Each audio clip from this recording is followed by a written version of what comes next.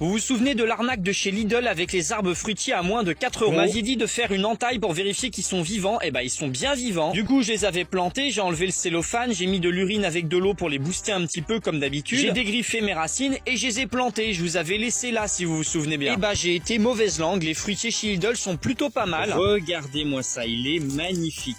Je suis trop content.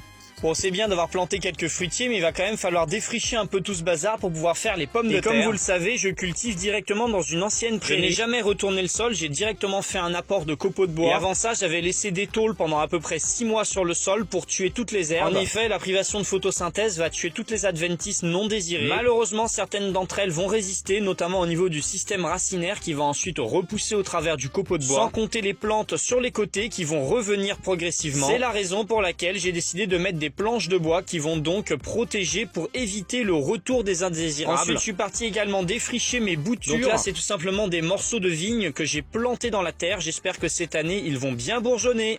Mes bottes sont pleines d'urine, c'est la catastrophe. Alors voilà, tout a commencé quand j'ai voulu planter mes oignons. Afin de délimiter ma zone de culture, j'ai décidé d'utiliser des planches. Grâce à ces planches, cela permet de limiter le retour des adventices sur la zone de culture. En plus de ça, je réalise également le compostage de surface. Et toutes ces idées devraient être illégales parce que quand on voit la biodiversité et les récoltes que j'ai, c'est juste incroyable. Ça, c'est mes navets et mes betteraves du potager d'hiver. J'ai encore une astuce de fou furieux. La dernière fois, j'ai trouvé des fruitiers chez Lidl à moins de 4 €. Je croyais que je m'étais fait arnaquer, du coup j'ai fait une entaille dedans. J'ai vérifié, c'était bien vert. Du coup, je me suis dit, je vais enlever le cellophane et on va voir l'état des racines. Et là, quelle ne fut pas ma surprise de me rendre compte qu'il y avait quasiment pas de terre. Du coup, je les ai mis à tremper dans de l'eau et de l'urine. En effet, je récupère toujours mes urines directement, comme ça fait un engrais. Demandez à un agriculteur, il vous confirmera que c'est un excellent engrais. Plus qu'à écarter le paillage pour ensuite planter. Avant ça, je vais dégriffer les racines de mes plantes. Donc tout simplement, je tire sur les racines de manière à les décortiquer. Parce que si vous les plantez, ça va faire un nœud et ça va pas favoriser la pousse du fruitier. Je fais un gros trou et hop, plus qu'à mettre. Pareil ici, on défriche un petit peu parce qu'il y avait quelques herbes indésirables et hop, c'est parti, on plante. Et en voulant arroser avec mon mélange d'eau et d'urine, je m'en suis foutu plein les bottes.